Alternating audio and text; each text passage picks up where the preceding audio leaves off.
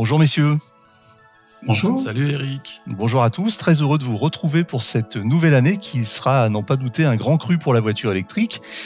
Aujourd'hui, nous vous proposons un épisode non pas spécial, mais disons un peu thématique, car c'est la grosse tendance de ce début d'année, la baisse des prix chez plusieurs constructeurs. Les annonces se sont succédées ces derniers jours et c'est l'occasion de faire le point sur le sujet. Alors cet épisode risque d'être un petit peu freestyle, vu le nombre d'infos qui se télescopent depuis quelques jours. Mais on va essayer quand même d'être le plus clair possible et de faire le plus simple possible. Allez, on commence tout de suite avec Renault et Volkswagen. Messieurs, qui veut prendre la parole en premier ?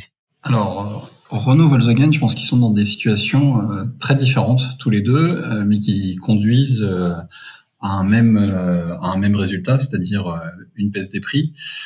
Du côté de Volkswagen, j'ai vu qu'ils avaient fait un peu moins de 400 000 véhicules électriques l'année dernière. Alors 400 000, ça paraît beaucoup, mais en fait, c'est 8% de leur production. Donc, c'est très largement en dessous de ce que font les autres. Et Volkswagen, on est sans doute sur une question de produit qui est pas tout à fait adapté, et de prix qui n'était pas adapté non plus. Pour Renault, il y a des produits. Alors, il y a peu de produits, parce que la gamme Volkswagen, elle est large. ID3, 4, 5, 7, ID Buzz. Il y a beaucoup de véhicules proposés chez Volkswagen. Chez Renault, la gamme est beaucoup moins profonde. Pour autant, les véhicules sont de qualité. La Mégane est quand même un véhicule de qualité, mais c'est vrai qu'elle était, en tout cas en France, hors de prix par rapport à la concurrence. Donc là, ils se remettent à mon sens à niveau. C'est ce que tu disais, Jean-Christophe, depuis pas mal de temps. Je t'ai souvent entendu dire que la Mégane était une voiture intéressante, mais beaucoup trop chère, non ? Ouais. Effectivement, moi j'adore la Mégane, je trouve que c'est une super voiture. Mais effectivement, voilà, quand tu l'as comparée à une Tesla Model 3, c'était hyper dur, quoi. Enfin, forcément, quand tu as un acheteur et que tu as un véhicule capable, qui a une meilleure fiche technique en tout cas, pour un prix inférieur, c'est compliqué de partir sur la Mégane, sauf à être vraiment franco-français et vouloir défendre à fond son industrie. Mais moi, je voulais dire un truc, c'est que depuis la baisse des prix de Tesla l'année dernière, on avait entendu tous les constructeurs dire que ils priorisaient les marges plutôt que les volumes. Et moi, je suis pas au conseil d'administration de ces constructeurs, mais donc je sais pas vraiment sur quoi s'appuie leur décision. Néanmoins, ça paraissait évident que c'était dangereux de laisser partir les potentiels clients à la concurrence pour découvrir la voiture électrique, et en particulier chez Tesla, parce qu'on sait que Tesla, quand même, quand tu viens du thermique avec un véhicule qui a 5-6 ans, que tu débarques chez Tesla, c'est une énorme claque quand même. Et on sait que Tesla fidélise vachement ses clients. Et du coup, cette stratégie de pas vouloir rentrer dans la guerre des prix et laisser filer les clients ailleurs pour maximiser ses marges, je trouvais ça hyper dangereux. Et on a vu Volkswagen se plaindre des faibles volumes de vente qu'ils avaient jusqu'à présent. Mettant même ça sur le dos de la non-demande en voiture électrique, alors que finalement, on voit que ça marche quand même très bien. Donc là, c'est vraiment cool que Renault et Volkswagen rentrent un peu dans la bataille. On voit que, encore une fois, Stellantis, c'est toujours le dernier à réagir. Stellantis est encore de côté avec des prix un petit peu hauts et des voitures avec des caractéristiques un petit peu basses. Donc je pense que ça va être compliqué pour eux, mis à part la C3, mais pour l'instant, on l'a toujours pas essayé, on sait pas ce que ça vaut. Donc, et on voit bien qu'en fait, les clients, ils cherchent quand même un prix, quoi. On voit bien que la MG4, par exemple, qui est une bonne voiture, mais enfin, elle est vraiment pas extraordinaire non plus. Elle a pas d'énormes défauts, mais bon, voilà, elle se vendait super bien parce qu'au niveau prix, elle était super bien placée. Donc, on voit bien que le client, il cherche un rapport, je pense, prix-autonomie quand même. C'est ça. Et qu'à partir du moment où t'es un petit peu cher, tu vends plus, quoi. Alors concrètement, les prix sur la Mégane e-Tech ont baissé de 4 000 à 4 500 selon les versions, avec un tarif de base de 34 000 € au lieu de 38 000 maintenant. Et chez VW aussi, chez Volkswagen, la ID3 est passée de 42 990, ce qui était encore une somme pour une voiture compacte moyenne, on va dire. Elle est passée à 39 990. Puis alors, on a quand même le record, c'est sur l'ID4, où on a carrément une baisse de 11 370 €. Alors c'est une bonne nouvelle pour ceux qui sont intéressés par cette voiture et qui n'avaient pas encore tout à fait le budget pour y accéder. C'est une mauvaise nouvelle pour ceux qui l'avaient acheté juste avant. Et puis tous les autres suivent. Alors on a mentionné MG. MG, qui n'est plus éligible au bonus écologique, a annoncé il y a quelques jours une baisse de prix, une espèce de bonus de 4 000 € sur le prix de la MG4, qui serait, selon tes sources, Jean-Christophe, un effort consenti et partagé entre le constructeur et les concessionnaires, c'est ça? Ouais, c'est ça. De ce que j'ai lu, après, c'est pas vraiment officiel. Là, j'ai regardé les prix un peu. Une MG4 Luxury, sur le site, elle est affichée 35 990. Ouais. Son équivalent chez Renault, c'est la Mégane Techno qui est à 35 000. Ouais. Auquel on peut rajouter 1 000 € pour avoir le pack d'aide à la conduite, qui est vraiment pour moi, il faut vraiment le prendre, même si on n'est pas fan des aides à la conduite. D'accord. Il est tellement bien que autant mettre ça dans sa voiture pour la revente et tout. Vraiment, c'est un plus. Après, si et MG peut-être l'option chargeur 22 kW à 2 000 € ou est-ce qu'elle est incluse dans le modèle que tu as? Non, c'est en plus. Okay. Après, ça, c'est vraiment si tu peux pas charger chez toi, parce que si t'as une borne chez toi, le 22, ça sert à rien du tout. D'accord. Et donc, si MG applique les 4 000 €, ça fait descendre la MG4 Luxury à 32 000 en gros, contre 35 pour la Mégane. Là, c'est bien, c'est pas mal, parce que la Mégane, elle a quand même pas mal d'atouts dans sa manche, bien sûr, par rapport à la MG4, à part la vitesse de charge qui reste encore un peu trop lente, quoi, sur la Mégane. C'est toujours le problème, hein, la vitesse de charge chez Renault. D'ailleurs, je me demande si ça sera pas le prochain enjeu pour la voiture électrique. Aujourd'hui, on parle moins d'autonomie parce que on a bien compris qu'aujourd'hui, une voiture électrique qui a 300 à 400 km d'autonomie réelle, quelles que soient les conditions, c'est suffisant. Est-ce que la prochaine bataille, ça va pas vraiment se concentrer sur la vitesse de charge? Moi, j'ai du mal à comprendre qu'on est aujourd'hui sur le marché des voitures qui chargent à plus de 200 kW en puissance, jusqu'à 270 selon les modèles. Et puis d'autres qui sont des voitures pourtant récentes et bien conçues, comme la Mégane E-Tech, et qui plafonnent à je sais plus combien, 130. Est-ce qu'aujourd'hui on ne devrait pas dire le standard de recharge c'est 200 kW, quoi? Voilà, ça doit être possible quand même puisque certains le font. Moi, je pense que le standard de recharge, c'est surtout être sous les 30 minutes. Quand tu es au-dessus des 30 minutes, la Mégane, c'est 35, 37. Je crois, ouais. C'est pareil, là. Par exemple, la Hyundai Kona, on l'a essayé récemment, c'est une super voiture. Franchement, elle a très peu de défauts. Ouais. C'est vraiment pas mal, mais elle charge en 35-40 minutes. Et ça la met un peu hors jeu quand, au même prix, tu as une Tesla modèle Y qui, elle, charge en 20-25, voire 18 minutes pour les versions berlinoises avec les batteries Blade BYD. Ouais. Franchement, c'est des voitures. Même si toi, dans ta vie de tous les jours, tu fais très peu de longs trajets et faire 2 arrêts de 35 minutes une fois dans l'année, c'est pas grave. Le problème, c'est que dans 5 ans, quand ta bagnole, tu voudras la revendre, c'est compliqué quand même, parce que c'est déjà une voiture qui est un peu à la ramasse aujourd'hui, quoi. Donc, en même temps, dans 5 ans, elle aura perdu 30% de capacité de batterie, donc elle chargera plus vite. Oui, de toute façon, oui, les batteries seront mortes au bout de 5 ans. Donc c'est vrai, j'avais oublié ça. On traîne trop sur les forums anti-VE, je crois. C'est le problème. C'est clair. Ok, donc baisse aussi. Alors baisse, on continue dans les baisses en essayant de rester un peu clair et ordonné. On a aussi la Volkswagen ID.7. Alors la Volkswagen ID.7, elle est à peine sortie. On l'a essayé en fin d'année avec Andy. C'est une voiture qui a été présentée donc là au mois de novembre. Elle arrive tout juste dans les concessions. Elle a été présentée avec sa grille tarifaire. On était au-delà de 60 000 € et boum, donc à peine sortie, à peine arrivée dans les concessions, son tarif baisse déjà.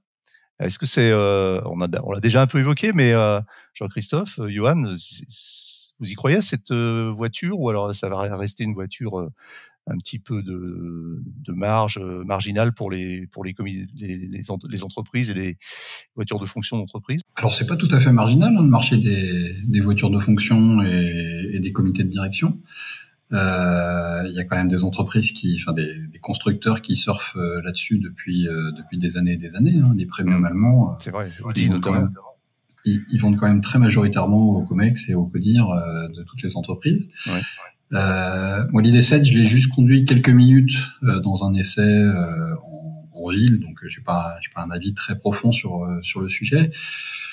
C'est une voiture qui m'a fait bonne impression. Après, c'est une voiture qui effectivement a été horriblement chère aussi quand on compare à ce qu'elle est vendue en Chine. Ouais. Et donc là, le fait qu'il y ait un recalage du tarif assez rapidement, ça me paraît plutôt sain parce qu'ils en auraient pas vendu beaucoup. Mais les gestionnaires de flotte vont avoir besoin aussi de véhicules à proposer à leur COMEX. Aujourd'hui, c'est à peu près que Tesla, mais Tesla, c'est quand même, il y a certaines contraintes quand vous gérez une flotte.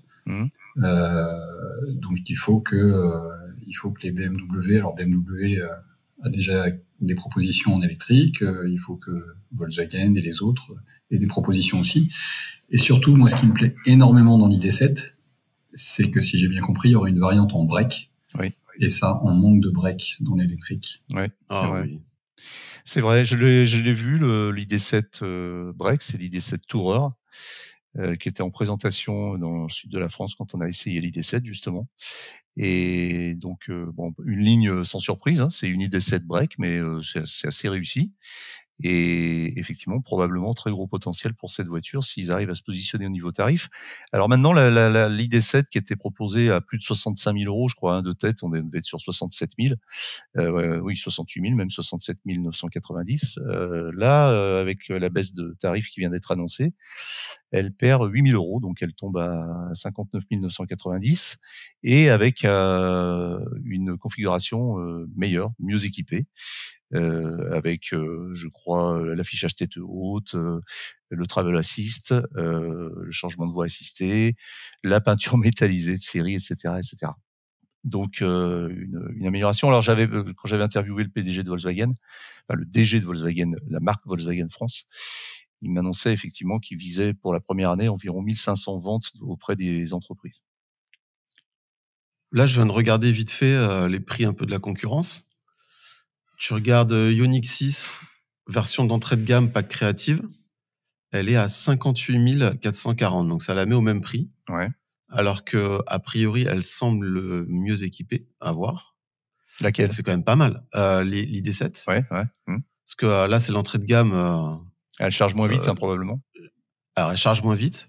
Par contre, elle a l'air assez efficiente quand même. Oui, elle est efficiente. Nous, on l'a pas essayé, hein, donc je peux pas dire. Par contre, après, tu as la Tesla Model 3 grande autonomie qui est à 50 000, donc elle reste quand même moins chère. Mais c'est un peu plus petit, je pense, la Model 3. Elle est un peu plus petite, ouais. Ouais. Donc, à voir, mais c'est vrai que si un break arrive, alors là, enfin. Johan, tu disais, toi tu connais assez bien le sujet, je crois, tu disais, j'ai relevé là, tu parlais des contraintes inhérentes à Tesla en gestion de flotte d'entreprise, c'est quoi? Et est-ce qu'il y a des contraintes particulières à Tesla par rapport aux autres marques? La première contrainte, c'est que le véhicule doit être attaché à un conducteur. Ouais. Par exemple, si vous voulez qu'il puisse bénéficier des bornes de recharge Tesla, ce qui est quand même le gros intérêt, avoir une Tesla sans se charger sur les superchargeurs, n'aurait pas beaucoup d'intérêt. À ce moment-là, il faut mettre le RIB de l'entreprise sur le compte utilisateur personnel de la personne. D'accord. Il arrive que les gens quittent l'entreprise et à ce moment-là, il faut penser à aller enlever le RIB de votre entreprise sur le compte utilisateur personnel du salarié. Sinon, il va se charger à vie sur le compte de votre entreprise, même 10 ans après qu'il l'ait quitté. Donc ça, c'est une petite contrainte. Et puis la deuxième contrainte, elle n'est pas spécifique aux flottes, mais quand dans une flotte, vous convertissez des gens, vous passez des gens à l'électrique et que la livraison qui est faite, c'est une livraison Tesla, c'est-à-dire parfois une livraison avec 100, 200 personnes en même temps et la livraison prend 2 minutes. C'est pas les meilleures conditions pour mettre en main une voiture électrique à quelqu'un qui l'a jamais touchée. D'accord, c'est clair. Donc effectivement, des particularités. On continue sur les prix. Alors là, on va parler de la Dacia Spring, qui a été quand même un des hits de ces 2 dernières années en termes de vente de voitures électriques. Et puis, qui s'est pris effectivement un gros gadin avec le fait qu'elle n'était plus éligible au bonus écologique. Donc, ce qui fait de facto monter son prix de 4 ou 5 000 euros. Et puis c'est presque. Alors, c'est une voiture qui est récente parce qu'elle a 2-3 ans, on va dire, mais 3 ans, je crois. Elle est déjà en fin de vie puisqu'il serait question qu'un nouveau modèle, une nouvelle version arrive dans le courant de l'année 2024. Et donc, c'est pareil. Dacia baisse les prix avec un prix d'entrée à 18 400 euros. Est-ce que donc un recul de 2 400 €, alors on n'est pas sur l'équivalent du bonus, mais on est à la moitié, on va dire. Est-ce que pour vous, c'est un peu la fin de la Dacia Spring là? Ça vient ces annonces viennent de sonner la fin de cette voiture, sachant que parallèlement à cela, on va avoir arrivé sur le marché, dans quelques semaines, la Citroën IC3 qui aura beaucoup d'atouts dans sa manche. Donc est-ce qu'aujourd'hui, il faut encore acheter une Dacia Spring si on vise une petite voiture électrique? Pour moi, non, hein. Mmh. Ouais, parce que donc elle a plus le bonus, même s'ils ont baissé un peu le prix, ils rattrapent pas le bonus. D'ailleurs, on voit qu'en fait, toutes les marques chinoises, à qui on retire le bonus, elles l'appliquent elles-mêmes. Donc en fait, c'était vraiment la France qui faisait le chiffre d'affaires de ces marques, en fait, qu'elles étaient complètement capables de baisser leur prix par elles-mêmes. Ouais, je pense que l'IC3 arrive avec un prix, donc elle bénéficiera du bonus, donc un prix équivalent.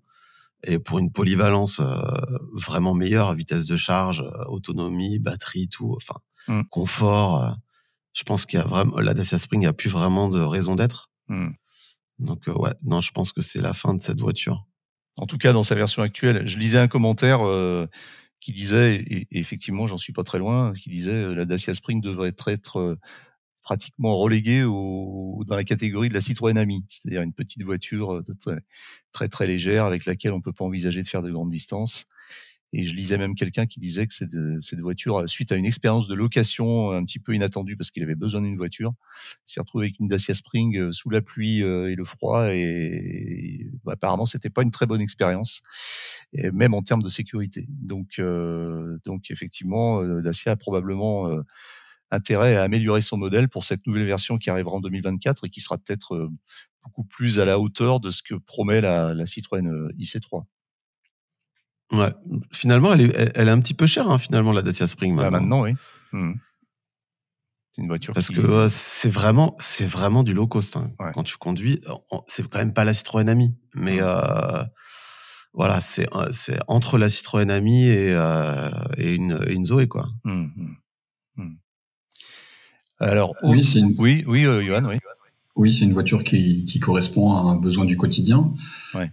Mais effectivement, maintenant, elle se retrouve un peu chère. Et si la IC3 est aussi qualitative qu'elle le laisse penser, ça sera un peu plus compliqué pour la Dacia Spring. Mmh. Pour autant, pour les gens qu'on ont, elle répond à leurs besoins du quotidien et elle fait bien le job. Oui, bien sûr. Ouais, mais tu vois, typiquement, ce genre de véhicule-là, ça pourrait être un quadricycle lourd, tu sais, un L7E, là. Mmh. C'est-à-dire que là, c'est une voiture, mais finalement, à l'utilisation, tu l'utilises comme un quadricycle lourd en ville. C'est pas une voiture pour faire de l'autoroute, même si tu peux en faire un petit peu, vu que ça consomme enfin, c'est une petite batterie, ça consomme un peu et ça recharge très, très lentement. Tu t'aventures pas quand même dans des longs trajets, sauf à être un gros passionné, quoi. Donc ça pourrait être remplacé par des quadricycles lourds qui ont des règles d'homologation vachement plus simples, donc moins cher. Moi, je vois bien Citroën sortir un jour une marque Ami et développer une gamme autour de ça en quadricycle lourd. On sait, t'as reçu Eric, le boss de Kate là, Mmh. qui est en train de préparer la Kate One, Ouais. qui serait une 4 portes 4 places en quadricycle. Ouais. Je pense que ça rentre tout à fait en grosse concurrence avec la Dacia Spring, qui finalement est pas une vraie voiture dans le sens où on l'entend, quoi. Ouais, complètement. Ouais, ce que promet Kate a l'air assez dingue et ils ont l'air assez sûrs d'eux, hein, et de leur feuille de route. Connaissant un petit peu, la façon dont fonctionne, le fonds d'investissement qui est derrière et Thibaut Elzière notamment, je me fais pas trop de soucis parce que je pense qu'ils vont y arriver. Même s'ils découvrent un petit peu, les dures lois de l'industrialisation, mais vraiment ils ont de grosses ambitions. Et effectivement, c'est une bonne remarque. Ça pourrait être ce que pourrait être, la Dacia Spring. Donc, on est très, très curieux de voir ça. Alors, on en parle beaucoup, hein, ici, dans ce podcast et sur Automobile Propre et puis entre nous, de cet avènement un peu attendu des micro-cars, des micro-voitures électriques. Pour l'instant, le marché, en fait, finalement, a l'air, assez attentiste. Il n'y a pas grand-chose. Alors d'un côté, comme je l'ai souvent dit, on a les grosses marques, les grandes marques, traditionnelles qui s'aventurent de temps en temps sur ce terrain. Donc on a eu Renault avec la Twizy, on a Citroën avec l'Ami et puis Fiat avec la Topolino. Et puis d'un autre côté, à l'autre bout vraiment du spectre, on a des startups qui sont parfois assez obscures ou assez inconnues, et dont on se demande comment elles vont pouvoir trouver le financement et tenir sur le long terme. Alors je mets pas Kiet dans cette catégorie parce qu'eux, ils ont déjà fait un peu des preuves de concept, mais et finalement, quand je regarde régulièrement ce qui se fait. Donc, on a des startups espagnoles, israéliennes, allemandes, etc., qui ont de très très belles promesses dans ce créneau, mais ça avance pas beaucoup. C'est-à-dire que à chaque fois qu'on retourne voir un petit peu où ils en sont, où en est la commercialisation, on a toujours un bouton qui est bloqué depuis 3 ans, précommandé. Enfin, on sait pas. Donc, c'est un peu la bouteille à l'encre. Et c'est pas très rassurant, mais on aimerait tellement voir ce marché se développer, parce que tout le monde l'appelle de ses voeux, en fait. Les professionnels, les institutionnels, les clients, tout le monde dit ça serait génial d'avoir des petites voitures très très sobres pour des déplacements urbains qui représentent 90% de l'utilisation, etc., etc. Et puis finalement, pour le moment, ça n'arrive pas vraiment. Alors, est-ce qu'un jour on aura une déferlante sur le sujet? Mais pour l'instant, on n'a pas grand-chose à se mettre sous la dent. Donc à suivre. Qu'est-ce qu'on a d'autre dans l'actualité? Alors, toujours dans les tarifs. Oui? Je voulais partager sur ce sujet, il y a une initiative qui existe en France qui est menée par l'ADEME, Gabriel Plassa de l'ADEME. Ouais. Je me souviens pas si tu l'as déjà reçu dans le podcast Automobile Propre. Ça s'appelle l'Extrême Défi. Et justement, l'ADEME fédère toutes les entreprises ou startups qui veulent créer un petit véhicule. Le slogan, en fait, c'est de faire 1000 fois mieux, parce qu'ils veulent faire un véhicule qui est 10 fois moins coûteux, 10 fois plus durable, 10 fois plus léger, 10 fois plus simple et 10 fois plus efficient. Donc il y a un cahier des charges pour participer à l'extrême défi de l'ADEME. Il faut un véhicule qui est réparable, il faut un véhicule qui est léger, il faut une efficience, alors je crois que c'est entre 10 et 50 Wh par kilomètre. Donc il y a tout un tas de critères pour rentrer dans le défi. Ça s'appelle donc l'extrême défi. Et donc de toutes ces startups, certaines émergeront, d'autres peut-être pas. Mais en tout cas, il y a une émulation française autour de ces petits véhicules qui sont soit des vélos améliorés, soit des voitures allégées. Mais le but, c'est la mobilité du quotidien, pas cher, réparable, durable et puis économe. Très intéressant. Je vais me pencher sur le sujet. La consommation que tu viens de donner, Johan, ça veut dire quoi? Ça veut dire entre 1 et 5 kWh au 100 km? C'est ça? Oui, alors je retourne sur leur site. C'est ça, ouais. 10 watts par kilomètre, donc pour 100 km, ça fait 1000 watts, donc 1 kilowatt par kilomètre, par 100 km. Oui. Ok, très intéressant. On continue dans notre exploration des prix qui se cassent la figure en début d'année. On revient sur Renault. Renault donc va lancer en France sa nouvelle Scénic électrique, qui n'est plus un petit monospace comme on l'a connu jusqu'à présent, mais un SUV compact. Et c'est pareil, les prix semblent très compétitifs, puisque le ticket d'entrée sera en France de 39 990 € hors bonus.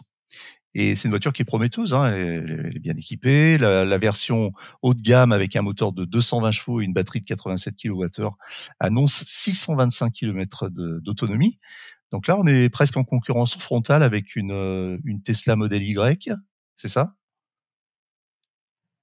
Ouais, alors au niveau caractéristique, en fait, tous les curseurs de la Scénic sont quand même inférieurs à la Model Y, sauf sur l'autonomie, sur les grosses batteries où la Scénic fait mieux que la Tesla. Ouais. Mais faut vérifier un truc, c'est le WLTP, c'est un mélange ville-route-autoroute, un cycle mixte. Bien sûr. Et il faut quand même voir sur l'autoroute ce que ça donne, parce qu'on sait que la Model Y, elle est plutôt pas mal sur l'autoroute. Ouais. En tout cas, elle est plus aérodynamique que la Scénic, donc peut-être que ce chiffre va un peu s'écrouler sur l'autoroute et qu'on va arriver à quelque chose de semblable entre les deux, en fait, en termes d'autonomie. Par contre, la Model Y va charger plus vite.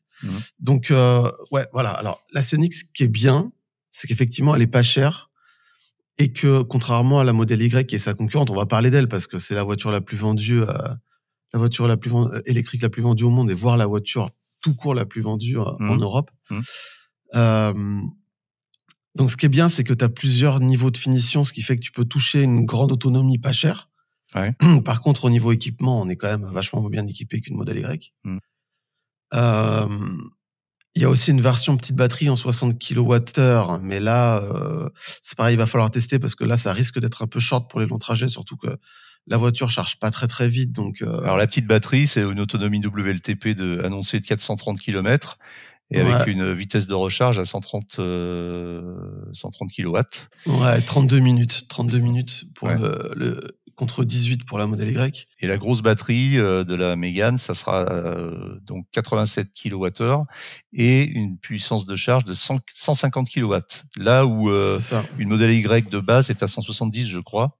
Ouais. Et la long range de 150. 250. Mais encore une fois, les puissances, ça veut pas dire grand-chose. Là, surtout, la Scénic a fait la grande batterie a fait le 1080 en 37 minutes, je crois. Ce qui est quand même un poil long aujourd'hui. Sachant qu'une Ioniq 6 fait pareil en 18 minutes. Donc voilà. Et moi, le seul truc qui me chagrine, c'est que Renault a fait un truc qu'on voit souvent et qu'on voit pas chez Tesla, et c'est vraiment très embêtant. C'est que la version 60 kWh qui pourrait intéresser des gens comme moi, par exemple, j'aime les voitures à petite batterie. Elle est plutôt mal équipée. Et tu n'as pas d'option, tu peux pas monter en Esprit Alpine ou en Iconic. C'est-à-dire qu'en fait, la petite batterie, c'est seulement petite finition. Tu peux même pas avoir les sièges électriques, par exemple. Tu peux pas l'avoir sur la petite batterie. Et si tu veux une voiture bien équipée, il faut passer sur la grosse batterie 86, qui est un truc dont moi, j'ai pas besoin de 600 km d'autonomie. Donc en voilà, fait, les constructeurs font peut-être ce que nous on considère comme une erreur. Alors peut-être qu'eux, ils ont des études marketing qui prouvent le contraire, mais ils font, en fait, ils assimilent un petit peu, ils font la corrélation entre petites batteries et petits équipements. Alors qu'on peut très bien, comme toi, comme tu le dis très bien, être demandeur d'une voiture qui n'a pas forcément une énorme autonomie, mais qui soit par contre très, très bien équipée, très confortable. Et c'est justement l'erreur que ne fait pas Tesla, puisque quel que soit le modèle que l'on choisit dans la gamme, que ça soit dans la 3 ou la Y, avec dans la Y, je crois, une déclinaison en 3 versions, on a pratiquement, à peu de choses près, les mêmes équipements de base. Ça se joue vraiment sur des petits détails. C'est ça, exactement. Alors moi, j'ai un petit coup de cœur pour cette Scénic. J'aime beaucoup déjà la Mégane E-Tech. Quand j'en croise, je me retourne parce que je trouve que cette voiture est absolument magnifique en termes de ligne. J'aime beaucoup l'intérieur aussi. Et puis, il y a cet atout qui n'est pas neutre pour certains. C'est son équipement d'infodivertissement sur base d'Android Automotive, qui apparemment est assez réussi. Moi, je l'ai pas essayé, hein, mais je crois que tu l'as essayé, Jean-Christophe, et c'est ça. Ouais. Et je pense, enfin, c'est pas mal, c'est bien fait, non? Super. C'est bien fait, c'est bien intégré, le planificateur fonctionne bien, etc. Et du coup, cette nouvelle Scénic sera dotée du même équipement. Et je trouve que en tout cas pour certains, et pour moi, c'est un vrai argument. Tout le monde n'est pas fan de l'interface et du système d'infodivertissement propriétaire de Tesla, qui a quand même beaucoup de lacunes. Et puis, tu as un énorme avantage sur Android Automotive, c'est que c'est ouvert aux applications externes. C'est ça. Alors, Renault les valide, donc t'as pas forcément tout. Bien sûr. Néanmoins, t'as un navigateur, t'as YouTube, t'as Netflix, t'as des jeux, enfin, c'est super sympa, quoi. Et puis t'as Google Assistant, qui est quand même, l'assistant Google, c'est vraiment génial. Tu peux lui demander plein de choses. Non, franchement, c'est super bien. Et moi, il y a un truc aussi que je voulais dire sur le Scénic. Par contre, c'est ça qui est intéressant, c'est que Renault, au moins, propose une version d'entrée de gamme. C'est-à-dire, tout le monde n'a pas envie d'avoir des sièges chauffants, des sièges électriques, etc. Et du coup, tu peux vraiment taper une grande autonomie pour vraiment pas cher. Et c'est ce qu'on a dit au début. Je pense qu'il y a beaucoup de gens qui cherchent ça, l'autonomie à pas cher. Et là, pour le coup, une Scénic, grosse batterie techno, c'est bien placé niveau prix, c'est dans le bonus. Et ça, je pense que ça va vraiment cartonner auprès des gens qui ont un peu peur de passer à l'électrique, quoi. Johan ? Moi, il y a une chose qui me fait très plaisir, c'est le fait que Renault soit bien positionné niveau tarif dès le début. Quand on voit la Mégane, dès le début de la Mégane, on avait tous dit qu'elle était un peu chère.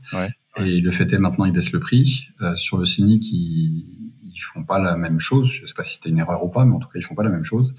Quand on regarde les courbes de diffusion de la MG, de la Model Y et de la Scénic et de la Mégane, on voit qu'elles avaient eu le même départ, mais que la Mégane a plafonné très vite, principalement du fait de son prix, alors que les autres ont continué à se diffuser.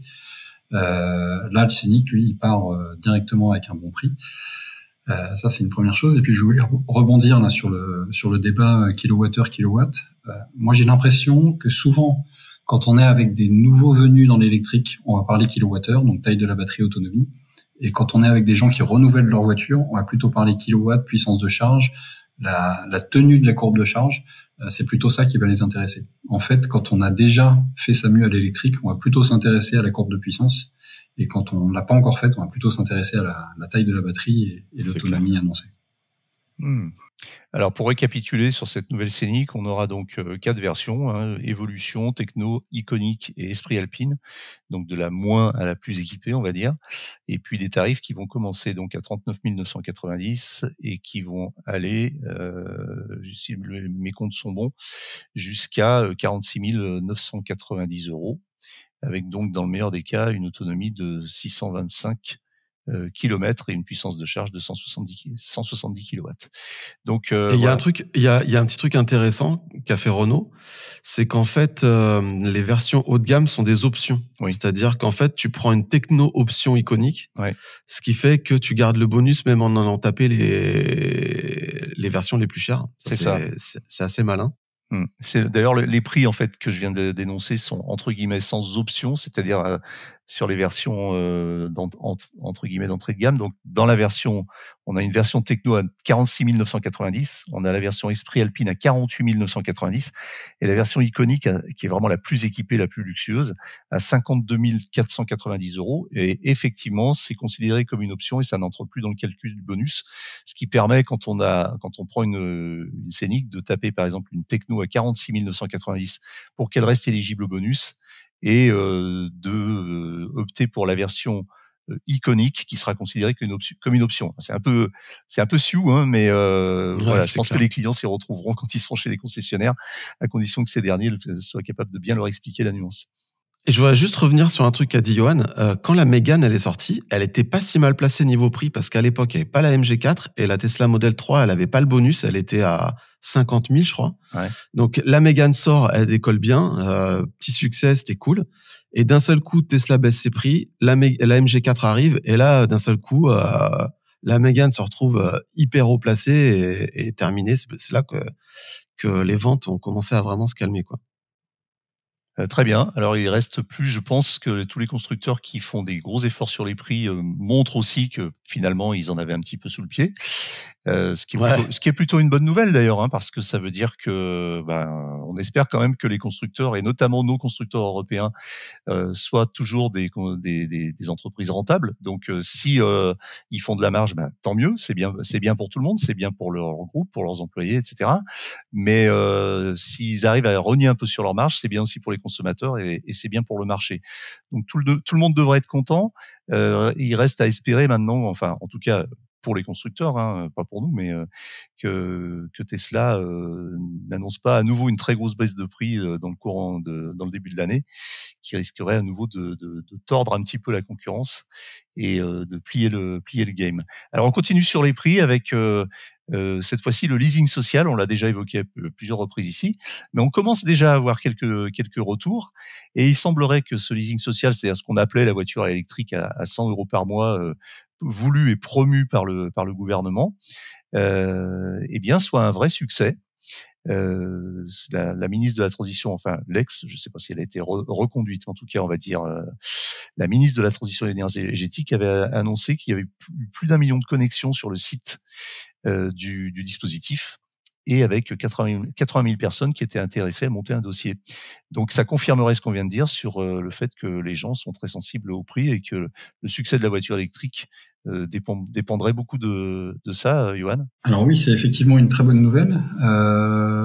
80 000 dossiers qui ont été déposés. Alors on ne sait pas encore si tous les gens qui ont déposé un dossier remplissent bien tous les critères. Il y a notamment des critères de revenus par rapport au nombre de parts fiscales dans le foyer. Mais il y avait de mémoire entre 20 et 25 000 dossiers budgétés pour cette année, 50 000 je crois pour l'année prochaine. Donc là il y aurait déjà les demandes pour cette année et l'année prochaine. Est-ce que le gouvernement, si vraiment tous ces dossiers sont compatibles avec les critères, est-ce que le gouvernement va revoir le budget pour diffuser un peu plus cette mesure? Ça, il n'y a pas eu d'informations pour l'instant. Mais ça montre bien, parce qu'il y avait quand même un débat sur 100 € par mois, c'est trop pour les gens qui ont ce revenu-là. Hein. On parle de 14 000 € de revenus fiscal par part. En fait, les gens sont intéressés. Alors déjà, tous les véhicules sont pas à 100 €. Hein. Il y a des véhicules qui sont à moins de 100 € par mois. Dans ce dispositif, il y a des véhicules qui sont à plus de 100 € aussi. Hein. La Mégane, par exemple, sort à un peu plus de 100 €. Et puis, les gens ont aussi fait leurs calculs. Et quand on achète un véhicule et qu'on le revend quelques années plus tard, même si on s'en rend pas compte, même si c'est pas un loyer, il y a une dépréciation. Et cette dépréciation, souvent, elle est aux alentours des 100 €. Même quand on achète un véhicule qui a 5, 6, 7 ans et qu'on le revend 5 ans plus tard, la dépréciation, elle est souvent aux alentours des 100 € par mois. Donc finalement, ce leasing social, il coûte pas plus cher aux gens qui vont en profiter. Sauf qu'au lieu d'avoir une voiture qui a 5, 6, 7 ans, ils auront une voiture neuve. Au lieu d'acheter du carburant liquide, ils achèteront de l'électricité, ce qui a priori leur coûtera moins cher. Et puis si en plus ils peuvent se charger chez eux, s'ils ont la possibilité de se charger même sur une prise renforcée chez eux, là, ce sera gagnant pour l'environnement et pour leur portefeuille. Donc, c'est un dispositif qui est bien engagé alors, hein, et qui est presque victime de son succès, puisque il y a pour le moment, semble-t-il, beaucoup plus de demandes que ce que peut fournir le gouvernement. Et il faut espérer que ça ne coûtera quand même pas trop cher aux contribuables, cette histoire. Mais bon, tant mieux si ça permet à des ménages plus modestes de pouvoir accéder à la voiture électrique. C'est une bonne surprise, c'est la bonne surprise du début d'année. J'avoue, moi, que ça m'a étonné, parce que ça veut dire que finalement les gens sont intéressés, ils ont envie de rouler en voiture électrique, même si toutes les conditions ne sont pas encore réunies, hein, parce que c'est des voitures plutôt d'entrée de gamme, donc avec une autonomie qui n'est pas énorme, des voitures qui ne chargent pas très vite, et puis ça concerne des gens qui habitent souvent en habitat collectif, donc qui peuvent rencontrer des difficultés de recharge. Malgré ces obstacles apparents de prime abord, eh bien ça semble vouloir démarrer. Jean-Christophe, tu serais client, toi, pour ce genre de dispositif? Pour une deuxième voiture, par exemple? C'est pas éligible? Non, je pense que je suis pas éligible. Mais non. Moi, ça me fait rire parce que il y a eu beaucoup d'articles, il y a eu une étude, je sais plus qui avait fait cette étude, qui disait que les Français n'étaient pas intéressés par la voiture électrique, même à 100 € par mois.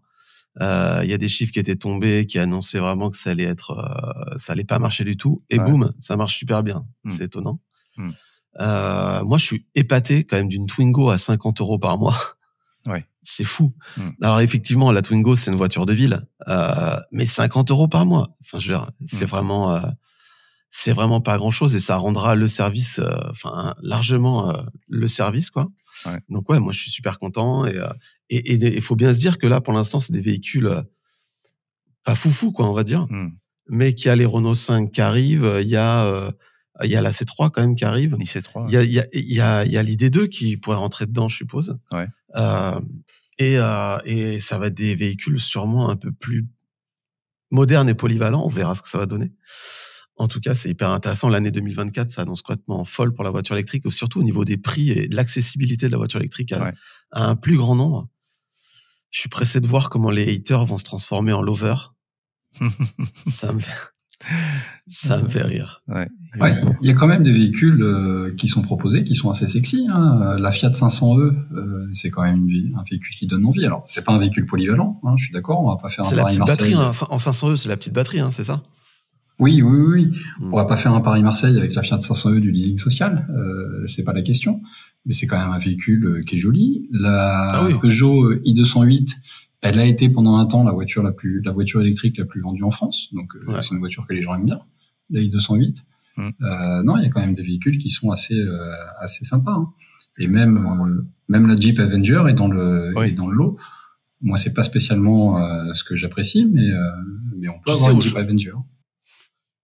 Tu sais, aujourd'hui, quand tu achètes une thermique, tu peux prendre n'importe laquelle, même une Panda, la moins chère, je pense. Je crois que c'est la Panda.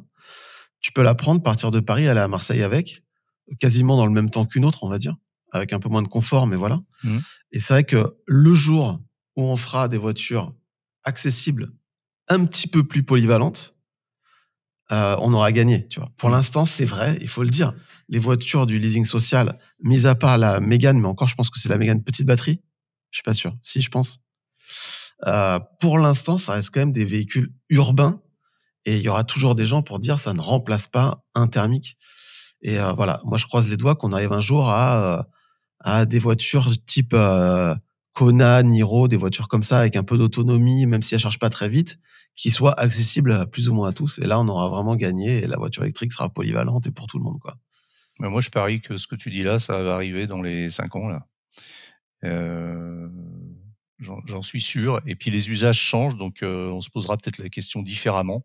Comme on le dit souvent ici, en se moquant un peu, on se posera, enfin, à part quelques olibrius, on se posera pas la question de dire je fais Paris-Marseille d'une seule traite, moi monsieur, sans pisser.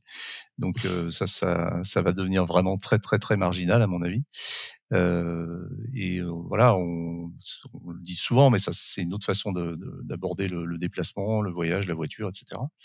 Donc j'y crois. Moi, je crois les autonomies vont augmenter, les puissances de charge vont augmenter, et puis les gens seront peut-être un petit peu moins exigeants sur le fait de faire 500 km en 5 heures. Ils les feront en 6 heures ou 7 heures, et c'est vraiment un nouveau paradigme, comme on dit dans les milieux autorisés. Moi, je suis très curieux. On va vraiment. Je suis impatient de voir si ce succès aujourd'hui annoncé va réellement se concrétiser. C'est-à-dire que quand les premiers clients de la voiture en leasing social vont être livrés, vont toucher leur première voiture électrique, peut-être des gens qui n'ont jamais, qui connaissent pas, hein, qui ont jamais conduit de voiture électrique, qui sont dans des situations où c'est pas forcément, il faut le dire, toujours facile d'avoir une voiture électrique. Je suis très curieux de voir ça et d'avoir un peu de recul, de faire un point dans un an, peut-être même un peu plus, 1 an, 2 ans. Et puis, peut-être dans notre section témoignages sur Automobile Propre, d'avoir des retours de ces premiers clients très très caractéristiques du leasing social et voir ce qu'ils en disent, si ils sont dans la même moyenne que les utilisateurs de voitures électriques aujourd'hui, c'est-à-dire plus de 90% ne reviendraient pas au thermique. Est-ce qu'on aura la même moyenne ou est-ce que ça va faire baisser cette moyenne? Est-ce qu'on va avoir des gens qui vont dire écoutez, moi avant, voilà, j'avais une petite Clio thermique, je partais en vacances avec, ça me posait pas de problème. Aujourd'hui, avec ma Fiat 500 électrique en leasing social, c'est plus possible. Donc ça m'emmerde et j'ai envie de revenir au thermique. Est-ce qu'on aura des cas comme ça? Est-ce qu'ils seront nombreux ou pas? Est-ce que les curseurs vont bouger? Ça va être hyper intéressant de suivre ça. Donc vraiment, on va rester à fond sur ce sujet. Dernier sujet. Alors c'est le genre de sujet qui tombe un petit peu comme ça de nulle part, un peu comme un cheveu sur la soupe, et parfois on s'interroge, on comprend pas très bien ce qui se passe. Donc on va essayer de décrypter ça un petit peu. C'est Volvo qui vient d'obtenir un financement important de la part de l'Europe pour accélérer sur l'électrique. Alors messieurs, Volvo, pourquoi Volvo? Alors c'est 420 millions d'euros de l'Europe, de la part de la Banque européenne d'investissement, la BEI. Donc c'est de l'argent qui doit permettre à la marque scandinave d'aller encore plus loin dans le domaine de la voiture électrique. Alors pourquoi Volvo? Surtout quand on sait que Volvo est une marque certes européenne, mais à capitaux chinois et détenue par un groupe chinois. Qu'est-ce que vous en pensez? Tu vois, Johan, t'as une idée sur le sujet? Parce que je sais que tu aimes bien les chiffres, alors tu vas peut-être nous expliquer ce qui se passe là. Alors effectivement, alors je vais pas avoir spécifiquement de chiffres là à apporter, mais je me suis posé exactement la même question en lisant cet article. Pourquoi Volvo? Ce qui me rassure, c'est qu'il s'agit d'un prêt, donc c'est pas tout à fait mes impôts, parce que pas une subvention. Si on avait donné 420 millions d'euros à Volvo, qui plus est, comme tu l'as dit, une société à capitaux qui ne sont plus européens, pour développer le EX90 ou je sais plus comment ça s'appelle, enfin des choses qui sont pas vraiment ce dont on a besoin d'être développées, ça m'aurait vraiment frustré. Bon, là il s'agit d'un prêt, donc à la rigueur, j'espère que Volvo pourra le rembourser, et donc ça ne coûtera rien à nos impôts. Pour autant, j'ai creusé un petit peu, j'ai vu l'article d'Automobile Propre, donc je suis allé chercher d'autres articles sur le sujet.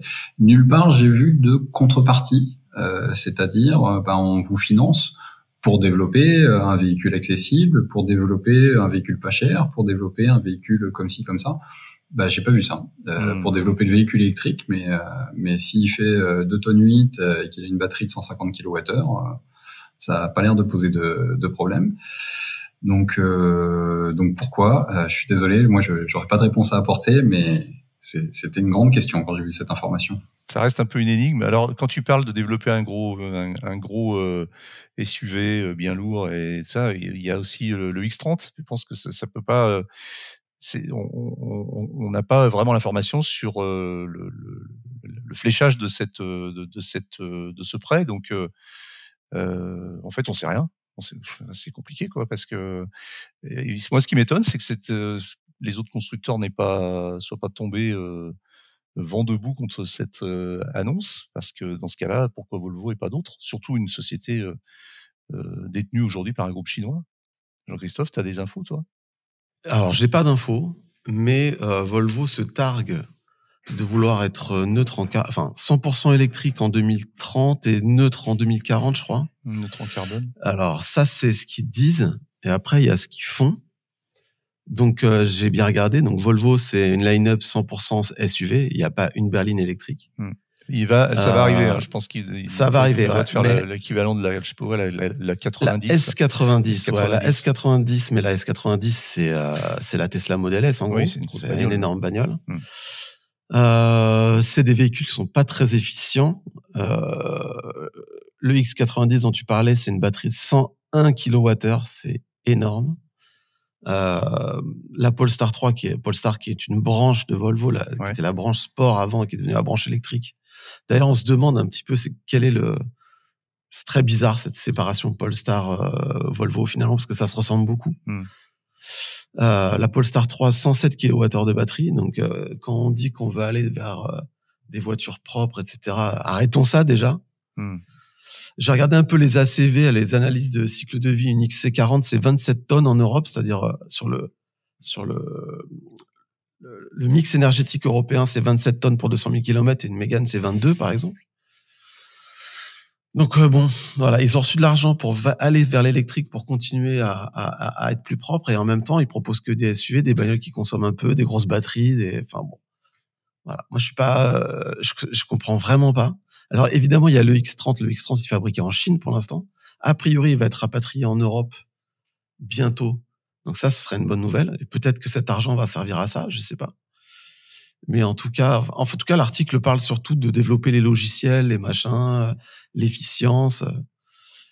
Voilà. Après, moi, j'aime beaucoup Volvo. Je trouve que c'est vraiment des gens qui ont compris l'électrique. Volvo et Polestar, c'est vraiment des bonnes bagnoles. Quand tu rentres dedans, tu roules, c'est propre. On est aussi sur Android Automotive, donc c'est plutôt cool. On s'y retrouve rapidement. Il y a un bon planificateur. Franchement, c'est vraiment pas mal. Néanmoins, je comprends pas pourquoi Volvo, quoi. C'est peut-être simplement parce que Volvo a fait la demande, en fait. Je sais pas. Alors oui, c'est tout simplement, parfois, ça tient un peu de choses. Peut-être qu'ils ont été plus doués que les autres pour aller chercher tirer les bonnes sonnettes et obtenir ce prêt. Et puis peut-être qu'on peut se dire aussi que ça pourra profiter, c'est de la recherche, c'est de l'investissement en recherche sur le territoire européen, ça pourra peut-être profiter à d'autres marques. En tout cas, oui, ils ont peut-être simplement frappé aux bonnes portes, et ils ont peut-être chez eux des spécialistes de ce type de transactions, plus que dans d'autres marques. Mais j'imagine, la tête des directions et des comités de direction chez les concurrents quand ils ont découvert cette nouvelle. Ça a dû être assez drôle. Bien, très bien. Et écoutez, on a fait le tour de cette actu, alors très riche en tarifs, comme on l'a dit au début.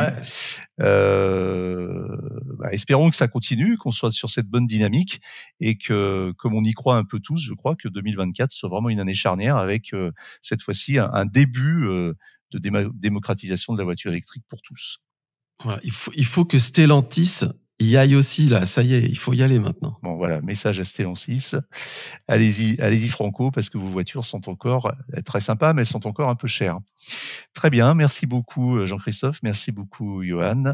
Passez Merci. une bonne semaine et puis à très vite pour un prochain épisode du podcast. Salut. Ciao. Les auditeurs envoient les watts.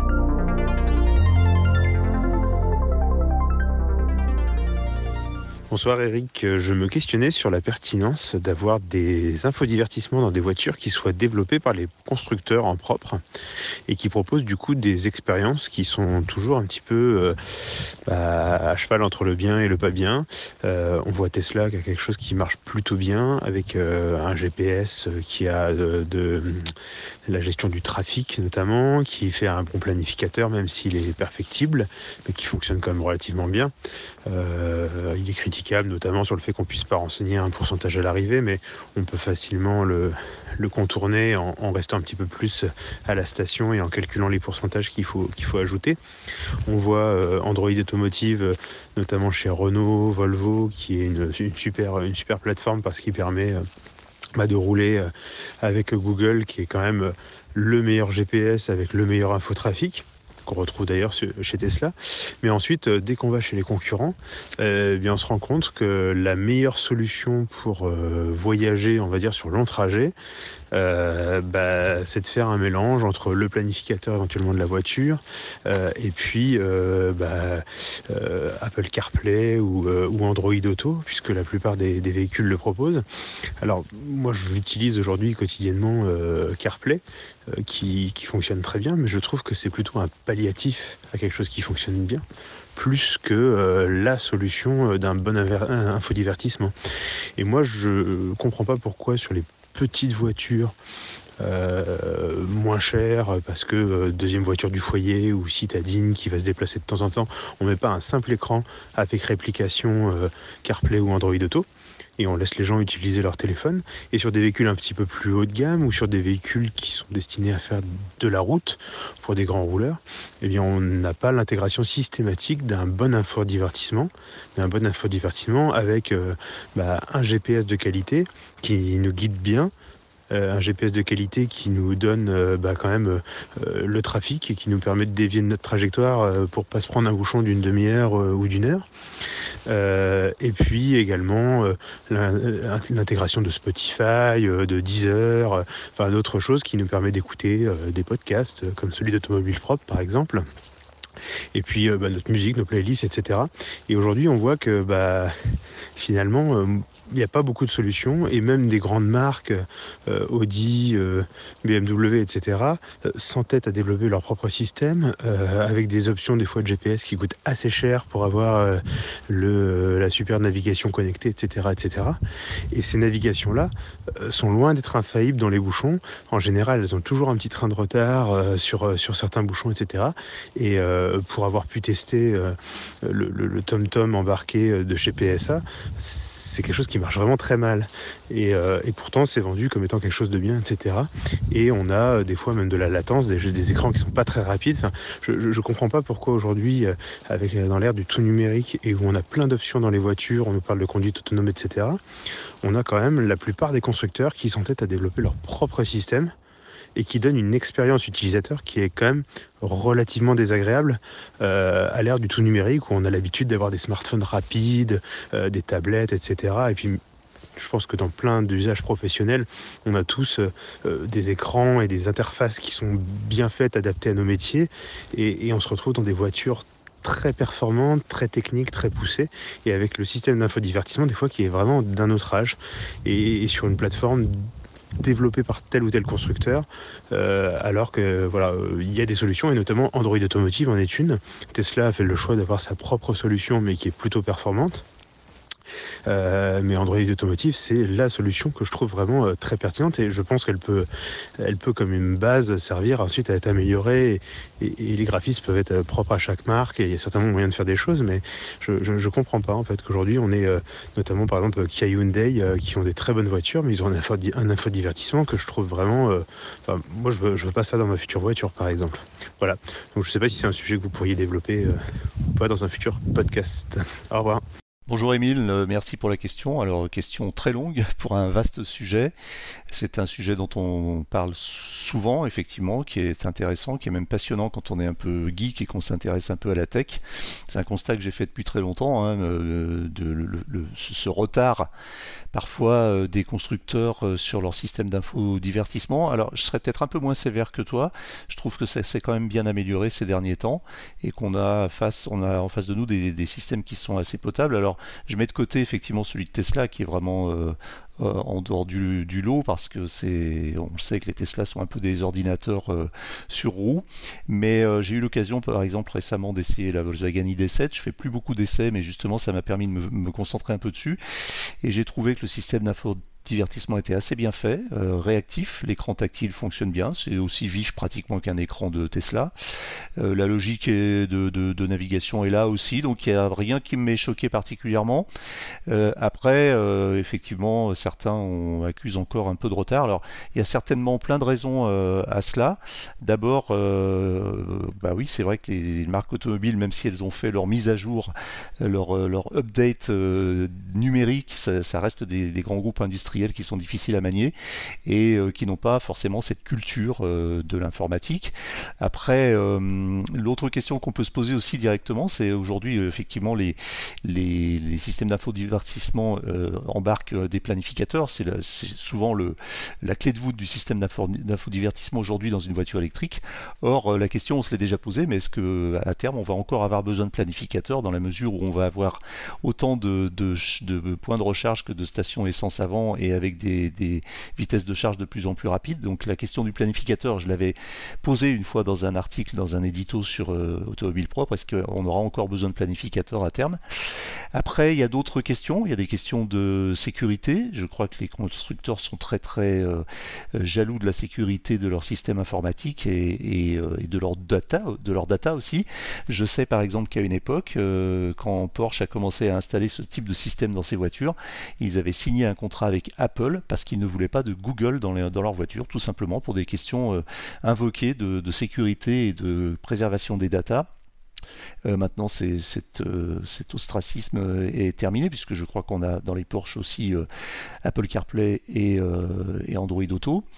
Il y a alors si on revient un peu sur le passé, les constructeurs s'étaient déjà alliés à des fabricants et à des fournisseurs spécialisés dans l'informatique. Alors on avait BlackBerry qui c'est moins connu mais qui tournait beaucoup en tâche de fond sur certains systèmes d'infodivertissement automobile. On avait aussi Microsoft avec Ford. J'avais eu droit à des démonstrations à Détroit il y a très longtemps sur les premiers systèmes connectés qui équipaient les Ford. Après, il y a peut-être une question un peu culturelle aussi, notamment avec les marques coréennes qui sont peut-être moins à même d'utiliser des systèmes qui sont souvent d'origine américaine ou peut-être européenne. Enfin, voilà, il y a tout un mix de raisons. Moi, je pense que les constructeurs s'améliorent beaucoup, mais c'est vrai que la réponse un peu à tout ça, c'est quand même Android Automotive et bientôt le système Apple CarPlay concurrent d'Android Automotive qui va arriver aussi sur les voitures en natif et qui va être vraiment intéressant à observer. Est-ce que les constructeurs vont lâcher la main et laisser les géants de la tech s'installer dans leur voiture pour prendre finalement le contrôle de toute la data? C'est une vaste question. Je pense que c'est une question stratégique et on n'a pas forcément toutes les réponses aujourd'hui. Bonjour, Johan de Laval. J'ai une question qui revient fréquemment et à laquelle j'ai jamais trouvé de réponse fiable. La TICPE, donc la taxe intérieure sur les consommations de produits énergétiques, rapporte à la France à peu près 30 milliards, alors c'est variable, hein, ça dépend des années, mais entre 25 et 35 milliards d'euros à l'année. La moitié à peu près étant reversée à l'État. Et il y a une question qui revient souvent dans le domaine de l'électrique, c'est est-ce qu'un jour, il y aura l'équivalent de la TICPE sur l'électricité pour compenser quand les véhicules électriques seront plus nombreux, pour compenser la baisse des ventes de carburant et donc la hausse des ventes d'électricité. Et le bruit court que le compteur Linky serait capable de savoir quand vous avez en même temps chez vous 3 lampes allumées, 5 radiateurs, le frigo, le Wi-Fi et la voiture de brancher, Le Linky serait capable de déterminer exactement combien de kilowattheures sont envoyés dans la lampe, le frigo, la voiture, et donc que l'État serait capable de mettre une taxe uniquement sur les kilowattheures envoyés dans votre voiture et pas dans votre frigo et pas dans votre lampe. Et je voulais savoir si un Linky était véritablement capable de faire ça. Et si quelqu'un avait des informations sur le développement des taxes. Alors j'imagine que ce sera quand même à très long terme parce qu'avant que les taxes sur le gasoil et l'essence baissent, enfin en revenus pour l'État, il va quand même se passer très longtemps. À bientôt, merci. Bonjour Johan, merci pour la question. Alors, le fait que le gouvernement remplacera un jour les taxes dérivées du pétrole par des taxes sur l'énergie électrique, notamment pour les utilisateurs de voitures électriques, ne fait à mon avis aucun doute. Mais je pense qu'on n'y est pas encore, on en est même assez loin. Je pense même que l'État ne sait pas exactement où il va aller dans ce domaine, mais on va certainement se baser en haut lieu sur des statistiques d'utilisation et vérifier et surtout surveiller le point de bascule qui aura probablement lieu entre 2030 et 2035. Quant au compteur Linky qui serait capable de tracer l'utilisation par produit, par source, je n'en sais rien du tout, je ne suis pas du tout expert en la question. De nombreux membres du groupe WhatsApp ont répondu et semblent bien maîtriser le sujet et nous disent donc qu'aujourd'hui, dans l'état de l'art actuel, un compteur Linky classique n'est pas capable de tracer de façon fiable l'utilisation des différents appareils qui y sont connectés. Il y aurait des projets dans ce sens-là, mais pour l'instant, on en est là, donc ça paraît encore assez illusoire de facturer par Linky, à travers Linky, l'utilisation et la recharge d'une voiture électrique dans l'état actuel des choses. Voilà, c'est terminé pour aujourd'hui, mais l'actualité de la voiture électrique ne s'arrête jamais. Retrouvez-la heure par heure sur automobilepropre.com. Pensez bien à vous abonner via votre plateforme préférée afin de ne rater aucun épisode. Et n'oubliez pas de noter le podcast sur les plateformes, c'est le meilleur moyen de nous soutenir et de nous faire connaître. N'hésitez pas également à nous faire vos retours, remarques, questions, suggestions à l'adresse podcast@automobilepropre.com. Quant à nous, nous vous disons à la semaine prochaine pour un nouveau numéro du podcast. Salut!